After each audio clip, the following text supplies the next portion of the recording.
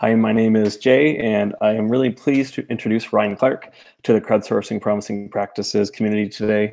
Ryan works in a middle school somewhere near Minneapolis, Minnesota, actually, and I met him down in California at Innovator Academy.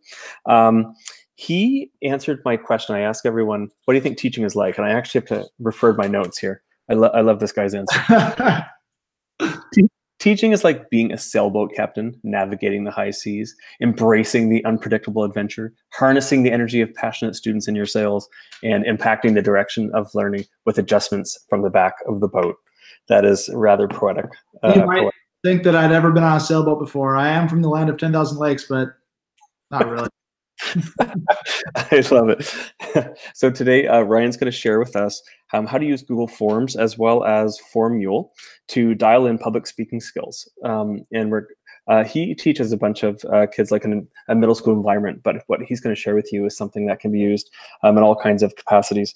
And he calls it project peer assessment, which I just love, looking at presentation skills and visual appeal and slide design for when kids are giving oral presentations. So we're so appreciative that you've joined us today, Ryan. And whenever you're ready, go ahead and share your screen and explain how you've used this tool in your classroom. Thanks, Jay. Yeah, I'll go ahead and share here. This is my peer assessment tool. So I think two things are really important to me, or I believe two things. One is that I want my students to get feedback while they're still in a place where they're receptive to feedback, right? If my only feedback is at the culmination of their project, it's too late. It's not going to impact their learning or their process, right? And so I want them to be empowered by feedback while they're still in a cognitive space where they're still, working and processing and improving. The second is in the culture of my classroom, I believe your culture is what you cultivate, right? And so for me, two things I'm really working hard with middle schoolers on during their presentations is to be thoughtful of how they design their slides so that it's not just saturated with text, directly copied from Wikipedia, with the formatting all wonky and the links everywhere, and it's just kind of not that appealing for an end user to hear about or to visualize. And the other thing is I really harp on not reading off their slide deck. So I want them to actually present to their audience. And so those are really hard skills that without practice and feedback, my students have not been successful in doing, but with feedback and with practice, they're better. And so here's the tool I used for students to get feedback on their assessment or on their project from peers before they present to the entire class. And so I use a Google form first.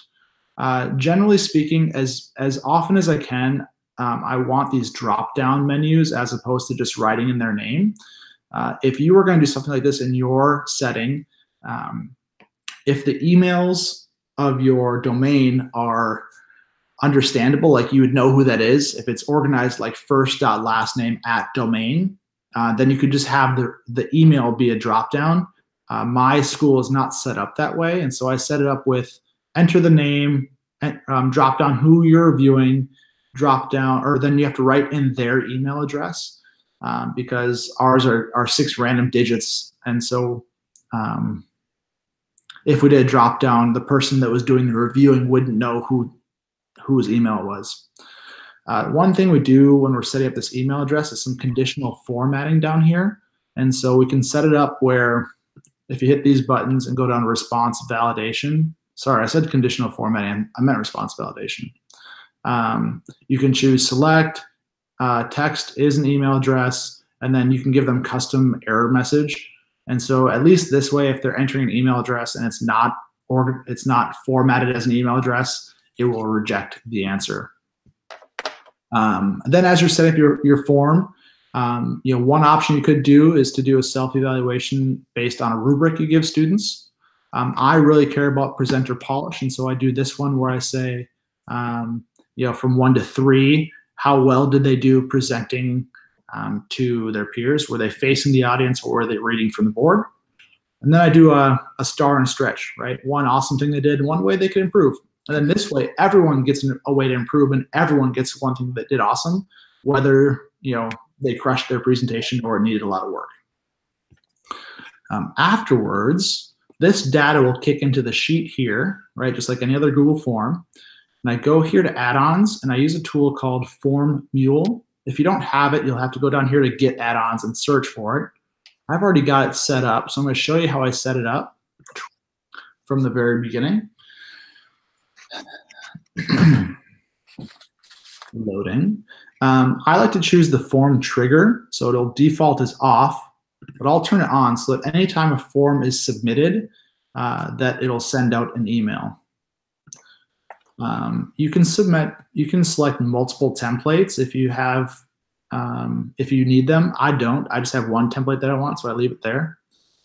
I'm going to save it, and then we're going to edit the template. All right. And so this is kind of the fun part. This is the, kind of looks like how you would set up an email.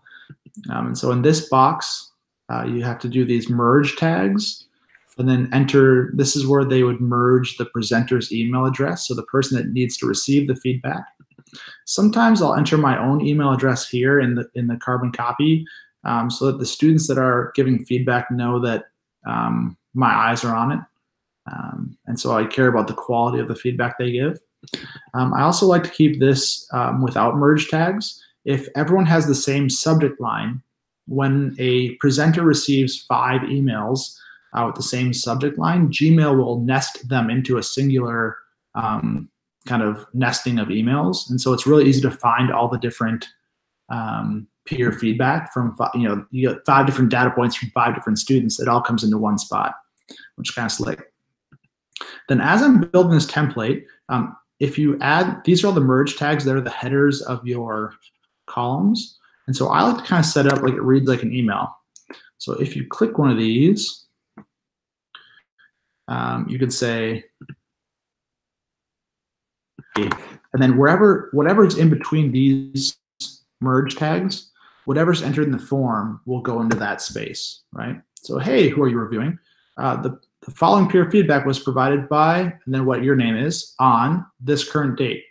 To grab current date, it's just at the bottom here. So I just clicked on this tab, and it kicked in when the feedback was given. And then I just went through and added an email with that kind of read, or provided the presenter with feedback from their peers, right? Let's get back to the form, and I'll show you what it'll look like if you actually give someone feedback. So my name is Ryan Clark. I'm going to review Jay Dubois.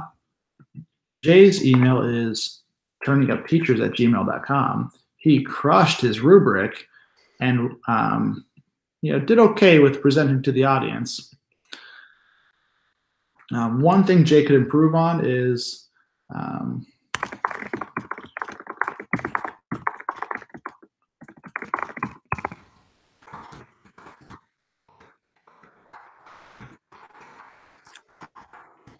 made more eye contact, and I'd be more engaged with your presentation. Jay's a funny guy, so I'd say when you made jokes.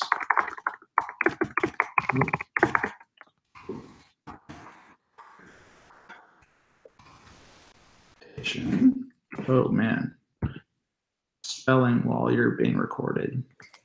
Awesome. When you made jokes at the beginning of the presentation, I laughed. And that was good. Cool. So I'm gonna pop this. Just fill out the form, as easy as that.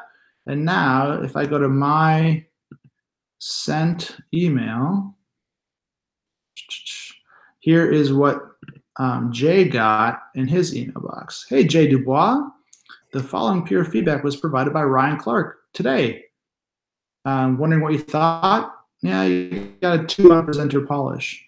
One positive comment: when you made jokes at the beginning of your presentation, I laughed and that was good. One way they could improve next time, if you made more eye contact with me, then I would be more engaged with your presentation. If Jay presented this to 5 peers, he'd get 5 data points just like this, and it would really give him some actionable feedback of how he could improve his presentation before he gave the presentation to the whole class.